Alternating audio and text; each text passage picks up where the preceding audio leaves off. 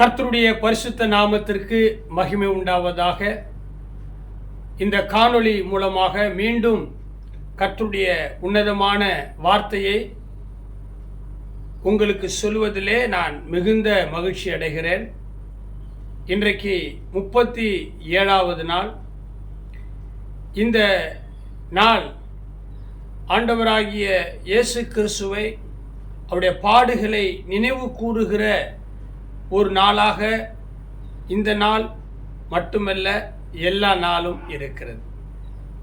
ஆகவே இந்த நாளிலே இந்த காணொளி பதிவை பார்த்து கொண்டிருக்கிற அன்பான சகோதர சகோதரிகள், தேவனுடைய ஊழியக்காரர்கள், அநேக நண்பர்கள் என எல்லாரையும் ஆண்டவராகிய இயேசு கிறிஸ்துவின் நாமத்தினால பரலோக தொழிலாளியாக என்னை வெறுமையாய் தாழ்த்தி அவர் பெருக நான் சிறுக என்கிற மன எண்ணத்தோடு ஒவ்வொரு பதிவையும் நான் உங்களுக்கு பதிவு செய்கிறேன். கர்த்தர் உங்களை இந்த நாளில் ஆசீர்வதிப்பாராக. இந்த செய்தி நிச்சயமாய் உங்களுடைய மனதில் இருக்கிற காயங்கள், வருத்தங்கள், சஞ்சலங்கள், வேதனைகள், துக்கம், துயரம், பாடு இவைகளை மாற்ற வல்லது என்று நான் நம்புகிறேன். இன்றைக்கு அநேகர் சொல்லுகிற ஒரு வார்த்தை, கிறிஸ்தவர்கள் மட்டுமல்ல, அநேக சொல்லுகிற ஒரு வார்த்தை என்ன தெரியுமா? நான் சோதிக்கப்படுகிறேன், நான் பாடுபடுகிறேன். ஏன் பிரதர் கேட்குறீங்க? என் வாழ்க்கையில் எவ்வளவு பாடு தெரியுமா? ஏன் தான் அந்த கடவுள் என்ன இப்படியெல்லாம் சோதிக்கிறானோ அப்படின்னு சொல்லி நாம் நம்முடைய கடவுளையும் நிந்திக்கிற, கேள்வி கேட்கிற ஒரு மனநிலைக்கும் இருக்கலாம். ஆனால் ஒன்றை மாத்திரம் நீங்கள் புரிஞ்சுக்கொள்ளணும், இறைவன் பொல்லாங்கினால் யாரையும் சோதிக்க மாட்டார். ஆமாம், நீங்கள் சோதிக்கப்படுறீங்க, உண்மைதான், நான் இல்லைன்னு சொல்ல முடியாது. அப்பா, உங்களுக்கு நடந்திருக்கிற சோதனை இல்லை நிறைய பேப்பரில் எழுதுனா கூட பத்தாது. ஆண்டவராக இயேசு கிறிஸ்து தன்னுடைய வாழ்நாளில் செய்த அற்புதங்கள், காணா ஒரு கல்யாணம் தொடங்கி இன்றைக்கு வரைக்கும் எழுதணும்னா அந்த புத்தகம் போதாது அப்படின்னு சொல்லப்படுது. அதே போல் நீங்கள் படுற பாடு, நீங்கள் படுகிற சோதனை, இவைகள்லாம் சொல்லணும்னா நாள் போதாது. உண்மைதான், நான் இல்லை என்று சொல்ல முடியுமா? ஏன்னா நானும் அந்த வழியில் கடந்து வந்தவன் தான். ஒவ்வொரு நாளும் ஒரு சோதனை, ஒவ்வொரு நாளும் ஒரு பாடு. அதனால தான் வேதத்தில் சொல்லப்பட்டிருக்கிறது, அநேக ஆக்கினைகள் அடைவோம் என்று அறிந்து நீங்கள் போதகராக இருக்காதீங்கன்னு. நிறைய பேர் நினைக்கிறாங்க, பாஸ்டர் ஆயிட்டா நல்ல வருமானம், நல்ல சாப்பாடு, நல்ல துணிமணி, அவங்களுக்கு என்னங்க காரு பங்களா, அவங்க வசதியாக இருக்கிறாங்க அப்படின்னு நிறைய பேர் தப்பு கணக்கு போட்டு தப்பாய் பேசுகிறாங்க. உண்மையாய் ஊழிய செய்கிறவர்கள் நிறைய பாடுகளோடு இருப்பாங்க. ஆமாம், ஆதி அப்போஸ்தலர் நாட்களிலையும் சரி, இன்றைக்கும் என்னுடைய காலங்களிலையும் சரி, நாங்கள்லாம் ஊழியம்தான் பண்ணுறோம். ஒவ்வொரு நாளும் பாடு, கர்ப்ப வேதனை, ஆத்துமாக்களுக்காக. அந்த ஆத்துமாக்களை ஆதாயப்படுத்தணும், அது சத்தியத்தில் நிலைத்திருக்கணும், சாட்சியாக இருக்கணும். எங்கேயாகிலும் ஒரு விசுவாசி தப்பு பண்ணிட்டா உடனே அந்த விசுவாசிகளை மட்டும் இல்லை, அவங்க குடும்பத்தை மட்டும் இல்லை, யார் உங்கள் பாஸ்டர், எவன் உனக்கு பாஸ்டர், இதை தான் அவன் சொல்லி கொடுத்தானா அப்படின்னு ஊழியக்காரருக்கு பாடு, சபைக்கு கெட்ட பேர், இறைவனுக்கு கெட்ட பேர். இதெல்லாம் நாங்கள் தாண்டி அதையெல்லாம் சந்தித்து இன்னைக்கு நிற்கிறோன்னா எங்களுடைய பாடுகள் சொல்லி தெரிய வேண்டிய அவசியம் கிடையாது. சும்மா பொத்தாம் பொதுவில் வாய் புளிச்சதோ மாங்காய் புளிச்சதோன்னு சொல்லி அந்த பாஸ்டருக்கு என்னங்க நேற்று தாங்க ஊழியத்துக்கு வந்தார். ஆமாங்க, இன்னைக்கு பாருங்க எத்தனை கூட்டம், எவ்வளவு பணம், பைக்கு வச்சிருந்தாரு, இன்னைக்கு கார் வச்சிருக்காரு, 2 காரு 3 காரு, வாடகை வீட்டில் குடியிருந்தாரு, அப்புறம் லீஸு வீட்டுக்கு போனாரு, இன்னைக்கு அவர் பாருங்க சொந்தமாக இடம் வாங்கிட்டாரு, எவ்வளவு பணங்க அப்படின்னு நிறைய பாஸ்டரை பற்றி சொல்லுவாங்க.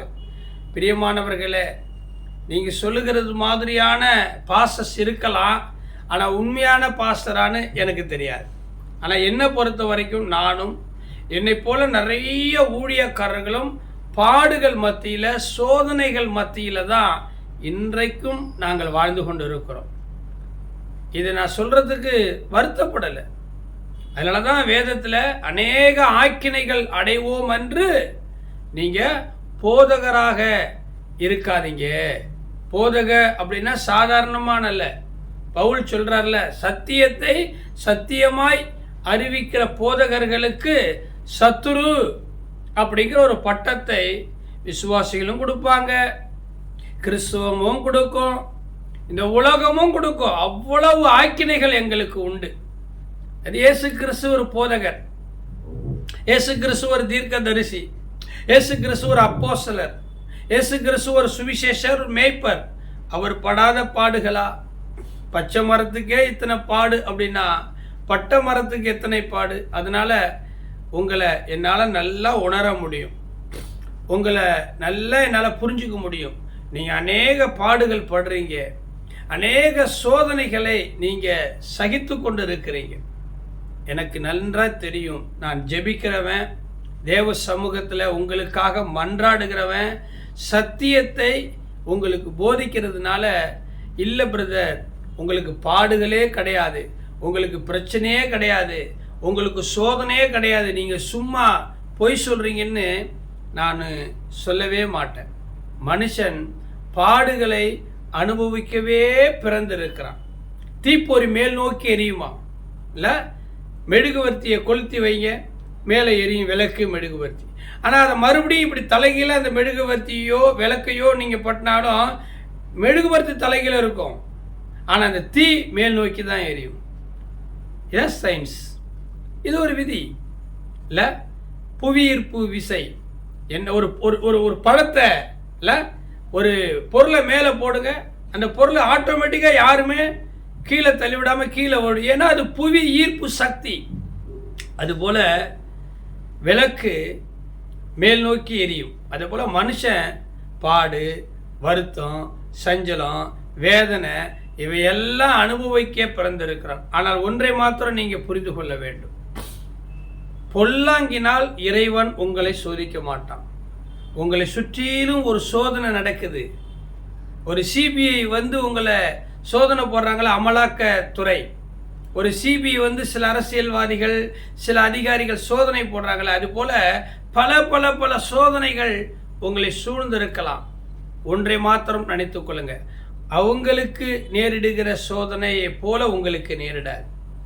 ஆமாங்க, மனுஷனுக்கு நேரிடுகிற சோதனையே அல்லாமல் வேற ஒரு சோதனையும் உங்களுக்கு ஏற்படாது. அதே நேரத்தில் இன்னொன்னையும் நான் உங்களுக்கு சொல்லி ஒரு வசனத்தை சொல்ல போகிறேன். சோதனையை சகிக்கிற மனுஷன் பாக்கியவான். ரெண்டாவது, சோதனைக்கு தப்பித்து கொள்வதற்கு இயேசு வழி வைத்திருக்கிறார். மூன்றாவது, திராணிக்கு மேலே சோதிக்கப்பட மாட்டான். உங்களுடைய திராணி இவ்வளவுதான் உங்களுக்கு வெயிட்டு. நீங்கள் ஒரு 50 கிலோ தான் உங்களால் வெயிட்டை சுமக்க முடியும்னா 50 கிலோ 1 கிராம் கூட அதிகமாக்க மாட்டார். ஆமாங்க, அந்த விசுவாச நம்பிக்கை இருக்கணும். திராணிக்கு மேலே பயப்படாதீங்க சிஸ்டர்.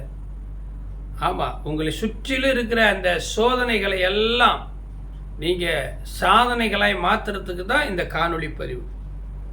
இயேசு கிறிஸ்து பட்ட சோதனை தெரியுமா? வாசிங்க, எபிரேயர் 1 அதிகாரம் வாசிங்க. பைபிள் இல்லையா? சரி பரவாயில்ல, எபிரேயர் 299வது பக்கம் முதல் அதிகாரத்தில் கடைசி வசனம் என்ன தெரியுமா எழுதப்பட்டிருக்கிறது? ஆதலால் அவர்தாமே சோதிக்கப்பட்டு பாடுபட்டபடினாலே சோதிக்கப்படுகிறவர்களுக்கு உதவி செய்ய வல்லவராயிருக்கிறார். ஆதலால் இயேசு கிறிஸ்து தாமே சோதிக்கப்பட்டு பாடுபட்டார். பச்சை மரம், பிரியமான தேவனுடைய பிள்ளைகளை, பிறந்து 3 மாசம் கூட ஆகல ஒரு குழந்தை, அதோட ஹார்ட்ல ஹோல்ஸ் எப்படி இருக்கும் பாருங்க. சிசு பிறந்து 3 மாதம் கூட தாயின் கருவிலிருந்து இந்த உலகத்துக்கு வாழ வந்து 3 மாதம் கூட ஆகல ஒரு குழந்தை. அந்த குழந்தையினுடைய ஹார்ட்ல ஒரு ஹோல்ஸ், அதுக்கு ஆப்ரேஷன் பண்றாங்க. நெஞ்சு பதபதைக்குது.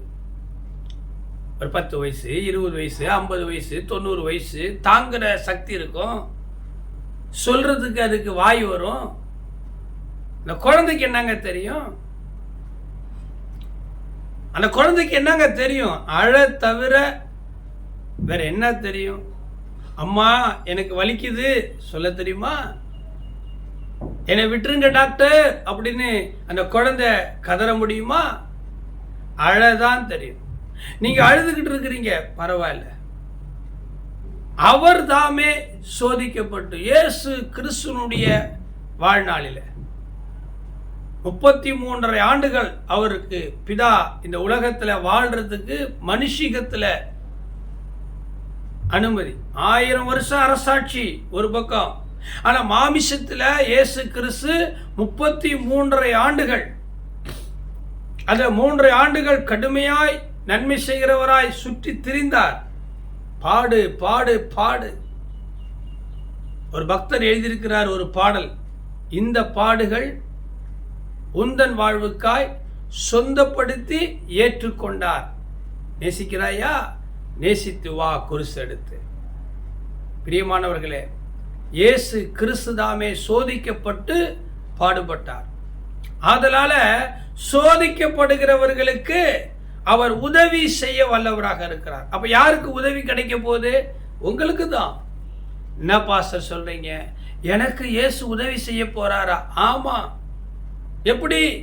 நீங்க தானே சொன்னீங்க நான் சோதிக்கப்படுறேன், பாடுபடுறேன்னு சொன்னீங்களே. அப்ப உங்க பாடுகளுக்கு பங்காளியாக யார் வருவா? இயேசு கிறிஸ்து. இப்ப யோசேப்பு ஒரு நீதிமான்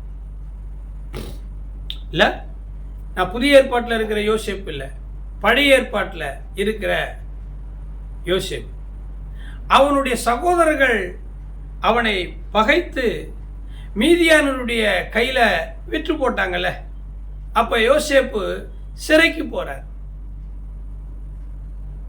இல்ல. அப்ப சிறையில அடைக்கப்பட்டிருந்த அந்த யோசேப்போடு பைபிள்ல எழுதியிருக்குது, கர்த்தர் இருந்தார். கர்த்தர் இருந்தாராம். ஏன்னா இயேசுவுக்கு தெரியும் சிறையிருப்பு என்னன்னு இல்ல, சிறையின் அனுபவம் என்ன, அவமானத்தின் வேதனை என்ன, வலி என்ன இயேசுவுக்கு தெரியுங்க. அவமானம்னா என்ன, நிர்வாணம்னா என்ன, பசினா என்ன, அடினா என்ன, காரி துப்புனது அதனுடைய வேதனை என்ன, ஆடைகளை அவிழ்த்து கொண்டு பரிகாசம் பண்ணினாங்களே, அப்போ அந்த மனசு எப்படி இருக்கும்? நீங்க நடு ரோட்ல போகும்போது இந்த போராப்பாரு, இவதான் கடங்காரன் கடங்காரி இப்படியெல்லாம் உங்களை பேசுறாங்க, உங்க மனசு வேதனைப்படுதுல. ஒரு குற்றமும் செய்யாத, ஒரு பாவமும் செய்யாத, இன்னும் சொல்ல போனா உங்களில் பல பேர் எறும்புக்கு கூட துரோகம் பண்ணாம கடவுளே கதி என்று உண்மையாய் உத்தவமாய் பரிசுத்தமாய் வாழ்ந்து கொண்டிருக்கிற உங்களை அபாண்டமா அநியாயமா பழி சுமத்தி வெட்கப்படுத்தி அவமானப்படுத்தினாங்க. உங்க மனசு எவ்வளவு வலிக்கும். தப்பு பண்ணியிருந்தா கூட பரவாயில்லையப்பா, ஆமா நான் தப்பு பண்ணினேன்னு தண்டை ஏத்துக்கலாம், ஆனா நான் ஒரு தப்பு கூட பண்ணல, அநியாயமா இப்படி என் மேல ஒரு விபச்சார ஆவி என்னை குற்றப்படுத்தி என்னை மானத்தை வாங்கிட்டாங்களே, வேதனைப்படுறீங்களே. இயேசுவுக்கு தெரியும். இயேசுவை விபச்சாரியினுடைய மகன் என்று சொன்னாங்க. எப்படி இருக்கும்? பரிசுத்தமான மனுஷகுமார், பெயல் பூசலின் தலைவன். இயேசு பேய் ஓட்டுறாரு. அப்ப சொல்றாங்க, பேயை ஓட்டும், பேய் பிடித்தவன் தான் பேயை ஓட்ட முடியும். பெயல் பூசலின் தலைவன், பிசாசுகளின் தலைவன், பாவி, குற்றவாளி, அநியாயம், அக்கிரமக்காரன், சாத்தான் என்றெல்லாம் இயேசுவை, அந்த பரிசுத்தமான குமாரனை நிந்தித்தார்கள். எவ்வளவு வலி, எவ்வளவு வேதனை இல்ல? அதே போலதானே நீங்களும். அப்ப இயேசுவுக்கு அந்த உணர்வு இருந்துச்சுல்ல. அதான் இந்த வசனம் சொல்லுது, அவர்தாமே சோதிக்கப்பட்டு பாடுபட்டதினாலே சோதிக்கப்படுகிறவர்களுக்கு உதவி செய்ய வல்லவராக இருக்கிறார். அழாதீங்க, கண்ணை தொடச்சிக்கங்க. ஏன் அழுறீங்க? பயப்படாதீங்க. ஆமா, உங்களுக்கு ஏற்பட்டிருக்கிற சோதனையை குறித்து கலங்காதீங்க பிரதர், சிஸ்டர், கலங்காதீங்க. இதெல்லாம் கொஞ்சம் தான். பிசாசானவன் உங்களை 10 நாள் சோதிப்பான், அவ்வளோதான். Just 10 days only. அப்புறம் பாருங்க, கிரீடம் உங்கள் தலைமையில் இருக்கும், நித்திய மகிழ்ச்சி உங்கள் தலைமையில் இருக்கும், சஞ்சலமும் தவிப்பும் உங்களை விட்டு ஓடி போயிடும். நான் கர்த்தருடைய ஊழியக்காரன். வேதத்தை நேசித்து, வாசித்து, யோசித்து, தியானித்து இந்த காணொளி மூலமாய் உங்களுக்கு இந்த நேரத்தில் நான் சொல்லுகிறேன், இயேசுதாமே சோதிக்கப்பட்டு பாடுபட்டபடினாலே சோதிக்கப்படுகிறவர்களுக்கு. நீங்க சோதிக்கப்படுறீங்களா? என்னடா இப்படி, பால் வாங்க கூட காசு இல்லையே, வாடகை கட்டுறதுக்கு பணம் இல்லையே, ஸ்கூல் ஃபீஸ், என் பொண்ணு வயசுக்கு வந்துச்சா, பெரிய மனுஷி ஆகிட்டியா, 4 பேரை கூப்பிட்டு ஒரு சோத்திர கூட்டம் அல்லது ஒரு நல்ல நிகழ்ச்சி வைக்கணுமே, நான் சொந்த பந்த மத்தியில் இப்படி எல்லாரும் என்ன கேள்வி கேட்பாங்களே.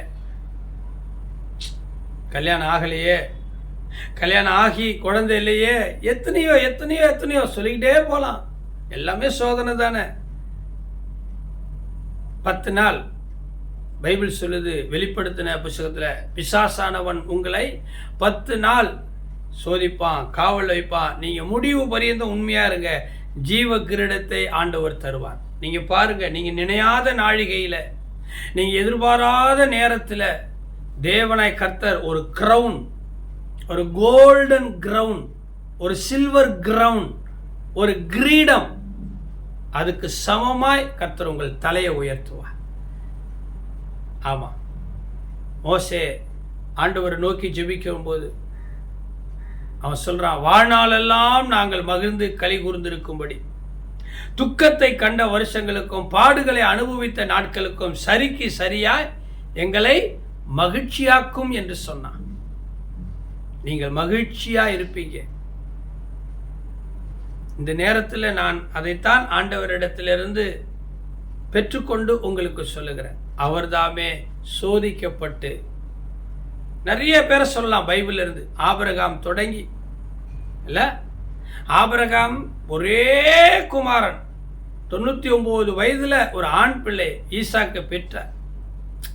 அவனை சோதிக்கும்படி ஆண்டவர், ஆபிரகாமே, அவனுடைய மகனை நான் குறிக்கும் தேசத்தில், அங்க மோரியா தேசத்தில் மலை இருக்குது, அந்த மலையினுடைய உச்சியில கொண்டு போய் அவனை எனக்கு பலி கொடு.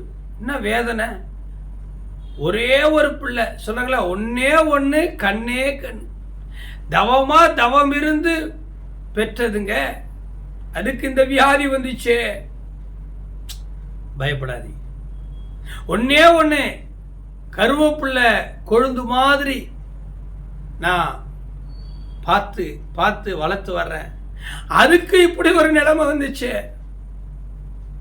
10 பேர் 20 பேர் இருந்தா கூட பரவாயில்லைங்க, ஒன்னே ஒன்று தானே, கொஞ்சோண்டு தானே தங்க வச்சிருந்தேன், அதை கூட அடமானம் வச்சுட்டேனே, ஒரே ஒரு வீடு தானே, அதை கூட வித்துட்டேனே, ஏன் ஆண்டவரே எனக்கு இப்படி ஒரு சோதனை? நான் என்ன தப்பு பண்ணேன்? நான் என்ன பாவம் பண்ணேன்? சிஸ்டர், தப்பு பண்ணி பாவம் பண்ணினாதான் சோதனை வரணும்னு சட்டம் இருக்குதா? இல்லை. நீங்கள் அதை குறிச்செல்லாம் ஃபீல் பண்ணாதீங்க பிரதர். தெய்வத்தை நோக்கி பாருங்க. ஆபிரகாமுக்கு 99 வயது, ஒரு குழந்தை பிறந்தது, ஈசாக்குன்னு பெயர் சூட்டப்பட்டது. அது வாக்கு தத்தத்தின் பிள்ளை. ஆனால் கர்த்தர் ஆபிரகாமை சோதிச்சு பார்த்தார். இவன் எப்படி இருக்கிறான், எப்படி இருக்கிறான்? அந்த வயசான காலத்தில் கணவனும் மனைவியும் என்ன மனநிலை இருக்கிறாங்க? இன்னைக்கு நிறைய பேர் அந்த சோதனையை சகிக்கிறது கிடையாது, ஜெயிக்கிறது கிடையாது. சோதனையில் விழுந்துடுறாங்க. பண ஆசை எல்லா தீமைக்கும் வேறாய் இருக்கிறது. சிலர் அதை உருவ குத்தி கொள்ளுகிறார்கள். ஆண்டவர் சொன்னபடி மகனை அழைச்சிக்கிட்டு கழுதையில சேனம் கட்டி வேலைக்காரர்களோடு கர்த்தர் குறித்த, அதான் ஒரு பெரிய விசுவாசம், கர்த்தர் குறித்த அந்த மோரியா தேசம், அங்க இருக்கிற மலை, அந்த மலையில உச்சிக்கு போறார் பிள்ளையை அழைச்சிக்கிட்டு பலி கொடுக்க. பிள்ளைக்கே தெரியல நம்மளை தான் அப்பா வெட்டி கடவுளுக்கு பலி செலுத்த போறார். நரபலி வாங்குறவரா, உயிர் பலியை வாங்குறவர் ஆண்டவர்? தன்னையே ஜீவ பலியாக சிலுவையில ஒப்பு கொடுத்த இயேசு கிறிஸ்து ஒரு மனுஷனுடைய உயிரை எடுப்பாரா? துன்மார்க்கன் சாகிறதையே விரும்பலன்னு எசேக்கியேல் புஸ்தகத்தை எழுது. பாவி அவன் சாவட்டுமே சொல்றாங்கல்ல, பாவி செத்து தொலைடா, அநியாயம் பிடிச்சவன், அக்கிரமம் பிடிச்சவன், ரவுடி, இவன் இருக்கிறத விட செத்து போகலாம், செத்து தொலைடா அப்படி நம்ம திட்டுறோம்ல. ஆனால் ஆண்டவர் பாவியை கூட நேசித்து மனம் திரும்பிடா, துன்மார்க்கன் சாகிறத கூட விரும்ப மாட்டாராம். அப்படிப்பட்ட ஆண்டவர் உங்களை பட்னியினால, பசியினால, நோயினால, நிந்தனையினால, அவமானத்தினால, பாடுகளால, உபத்திரவத்தினால உங்களை வெட்கப்படுத்தி வேதனைப்படுத்தி உங்களை மறிக்க பண்ணுவாரா? எழுந்துருங்க சிஸ்டர், பிரதர், பாஸ்டர், பைபிள் எடுத்து பிரசங்கத்தை ரெடி பண்ணுங்க. ஒரு பலிபீடம் உங்களுக்கு காத்திருக்குது. ஆமாம், எங்கள் சர்ச்சுக்கு வாங்க, பேசலாம் கர்த்தருடைய வார்த்தையை. வாங்க எங்களோட வாங்க, கிராமத்தில் போயிட்டு ஊழியம் பண்ணுவோம். எங்கள் பாஸ்டர்ஸ் மீட்டிங் வாங்க, நான் நடத்துகிற கூட்டத்துக்கு வாங்க பாஸ்டர். உங்ககிட்ட தாளந்து இருக்குது, வசனம் இருக்குது, நீங்கள் உண்மையான ஊழியக்காரர். கேசட்டு போடுறீங்க, ஆல்பம் போடுறீங்க, பாட்டு தாளந்து உங்களுக்கு இருக்குது. நீங்கள் பாடுனா பரலோகமே மகிமைப்படுது. ஆமாம், உங்களை தாழ்த்துக்கிறீங்க, வாங்க பாஸ்டர். ஆமாம், சர்ச்சு இல்லையே, சர்ச்சை இடிச்சிட்டாங்களே, வாடகை கட்ட முடியாமல் சர்ச்சை பூட்டி இருக்குதே, துரத்தி விட்டாங்களே, நான் எங்கே போய் நான் இந்த ஆத்துமாக்களை வச்சுக்கிட்டு ஆண்டவரை பற்றி சொல்லுவேன்? கவலைப்படாதீங்க, அழைத்தவர் உண்மை உள்ளவர். ஆபிரகாம் தன் மகனை பலி கொடுக்க போகிற நேரத்தில், ஆபிரகாமே உன் பிள்ளையாண்டான் மேல நீ கையை போடாத, கையை போடாத, உன் ஏக சுதன், நீ அவனை நேசிச்ச, அவனை ஒன்றும் பண்ணாத. திராணிக்கு மேல உங்களை சோதிக்கப்பட விட மாட்டார். அந்த மோரியா தேசத்தில் அந்த மலை உச்சியில யெகோவா ஈரே எல்லாவற்றையும் பார்த்து கொள்ளுகிற கர்த்தர் அந்த பர்வதத்தில் ஆபிரகாமை பார்த்தார், ஈசாக்கை காப்பாற்றினார். ஒரு ஆடு ஈசாக்குக்கு பதிலாக சிக்கி கொண்டிருந்தது, அதை பலி செலுத்தினான். ஆண்டவருக்கு தெரியும், மனித பலி, நரபலி அதை செய்யக்கூடாது. உண்மையான கடவுள், உண்மையான தெய்வம் ஒரு மனிதனை பலி வாங்காது, பழி வாங்காது. நீங்கள் வாழணும், நீங்கள் வாழணும். சந்தோஷமாக அப்பாவும் பிள்ளையும் வீட்டுக்கு போனாங்க. அந்த மலைக்கு கீழே நின்றுகிட்டு இருந்த வேலைக்காரர்கள் ஆச்சரியப்பட்டாங்க. ஓ, ஏக இறைவன், ஏக சக்கராதிபதி, திரியேக தேவன், சர்வ வல்லமையுள்ள தேவன் என் எஜமானையும் என் எஜமானுடைய பிள்ளையும் திரும்ப ஜீவனோடு கொண்டு வந்திருக்கிறார். ஆஸ்பத்திரியிலிருந்து ஜீவனோடு வருவாங்க. கர்த்தர் உங்களை ஆசீர்வதிப்பார். ஆமா ஆமா, மேகம் போன்ற இத்தனை திரளான சாட்சிகள் உங்களை சூழ்ந்து இருக்கும் பொழுது உங்கள் நெருக்குகிற பாவமான எல்லாவற்றையும் உதறி தள்ளிவிட்டு விசுவாசத்தை தொடங்குகிறவரும் முடிக்கிறவருமாகிய இயேசு கிறிஸ்துவை நோக்கி உங்களுக்கு நியமித்திருக்கிற அந்த இலக்கை நோக்கி பொறுமையாய் ஓடுங்க. சிஸ்டர், பாஸ்டர்யா, பிஷப், விமர்சனங்களை எல்லாம் பார்க்காதீங்க, போங்க. கர்த்தர் உங்களோடு இருக்கிறாரா? அவர் உங்களை அனுப்புகிறாரா? நீங்கள் உண்மையாக இருக்கிறீங்களா? கர்த்தர் உங்களை ஆசீர்வதிப்பார். ஆதலால் இயேசு கிறிஸ்து தாமே சோதிக்கப்பட்டு பாடுபட்டபடினாலே அவர் சோதிக்கப்படுகிறவர்களுக்கு உதவி செய்ய வல்லவராக்கார். இப்போவும் நான் சொல்கிறேன், உங்களுக்கு உதவி செய்ய வல்லவராக இருக்கிறார். நாங்கள்லாம் எவ்வளவு சோதனை இல்லை. அருமையான பெர்க்மான்ஸ் ஐயா ஒரு பாட்டு இருக்கார்ல, கடந்து வந்த பாதைகளை திரும்பி பார்க்கிறேன், கண்ணீரோடு கர்த்தாவே நன்றி சொல்லுகிறேன். நன்றி சொல்லுங்க. கடந்து வந்த பாதைகள் மோசஸ் ராஜசேகர் அண்ணன் அவர்கள் எழுதியிருக்கிறாங்க. நடக்க முடியல டாடி, நடக்க முடியல, கரடான பாதைகள் இல்லை. ஆண்டவர் சொன்னார், மலைகளை எல்லாம் உனக்கு வழிகளாக்குவேன்ப்பா, பள்ளங்களை எல்லாம் மேடுகளாக்குவேன், கரடு முரடானவைகளை உனக்கு சமமாக்குவேன், நீ போ, உன் பாதம் கல்லில் இடராது. இந்த சோதனைகளை எல்லாம் நீ சாதனையாய் படிக்கட்டுகளாய் மாற்று. மலையை பார்த்து மலைத்து போகாதே, பெருசா இருக்குதுன்னு முயற்சி பண்ணு. உனக்கு திறமை இருக்குது, நம்பிக்கை இருக்குது, முயற்சி பண்ணு. அந்த மலையின் மேலே ஏறிட்டா அந்த பெரிய மலை, மலைத்து நிற்க வைத்த அந்த மலை உன் காலுக்கு கீழே. ஏன் பயப்படுறீங்க? படிக்க. ஃபெயில் ஆகிட்டீங்களா? மறுபடியும் படிங்க. காலேஜில் சீட்டு கிடைக்கலையா? வேற ஒரு காலேஜை பாருங்க, வேற ஒரு கோர்ஸ் எடுங்க. ஃபெயில் ஆகிட்டா சாகணும்னு அர்த்தம் இருக்குதா? 11th ஃபெயில் பாஸ்டர் இருக்கட்டும், 10th 12th ஃபெயில் பாஸ்டர் இருக்கட்டும். பிரியமானவர்களே, தோல்வி என்பது தோல்வி அல்ல, வெற்றியின் முதல் படி தோல்வி. தோல்வி, அவமானம், இழப்பெல்லாம் உங்கள் வாழ்க்கையில் இன்னொரு படி மேலே உயர்வதற்கான டியூஷன் மாஸ்டர் மாதிரி. ஆமாம், வாழ்க்கையில் தோல்வி அடைந்தவனெல்லாம் செத்து போகணும்னு நினச்சா இன்னைக்கு மக்கள் தொகை உலகத்திலேயே குறைந்து போயிடும். ஏன் நீங்கள் சாகணும்? காலத்துக்கு முன்பாக நீங்கள் ஏன் மறிக்கணும்? கடை வாங்கிட்டீங்க, கொடுங்க, ஏமாத்த போகிறோம். எத்தனையோ பேர் கடனை வாங்கிட்டு ஊரை விட்டு ஓடுறான், நாட்டை விட்டு ஓடுறான், ஏமாத்துறான், கடவுள் மேலே பொய் சத்தியம் பண்ணுறான், மனைவி பிள்ளைகள் மேலே பொய் சத்தியம் பண்ணி லட்சக்கணக்கில் பணத்தை வாங்கிட்டு ஏமாற்றி போயிட்டு ஜாலியாக இருக்கிறாங்க. நீங்கள் தான் திருப்பி கட்ட போகிறன்றீங்கல்ல, பயப்படாதீங்க. கடன் கொடுத்தவங்க மிரட்டுவாங்க, அசிங்கமாக அருவருப்பாக உங்களை ஏசுவாங்க, ரோட்டில் நின்று இல்லாதது பொல்லாத விபச்சாரி வேசித்தனம் அப்படி இப்படின்னு சொல்லுவாங்க. அதானே? பணத்தை கொடுத்துட்டா கொடுப்பீங்க. கர்த்தர் உங்களுக்கு ஞானத்தை கொடுப்பார், வலு கொடுப்பார், பலன் கொடுப்பார், சம்பாதிப்பீங்க, பணத்தை கொடுப்பீங்க, நீ கடன் கொடுப்பாய்.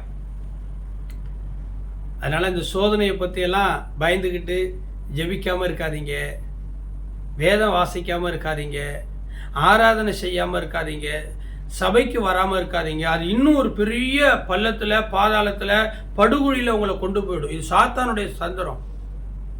ஆமாம், நீ எழுந்து தேவ சமூகத்தை நோக்கி பாருங்க, உங்களை ஆண்டவர் கைவிட மாட்டார்.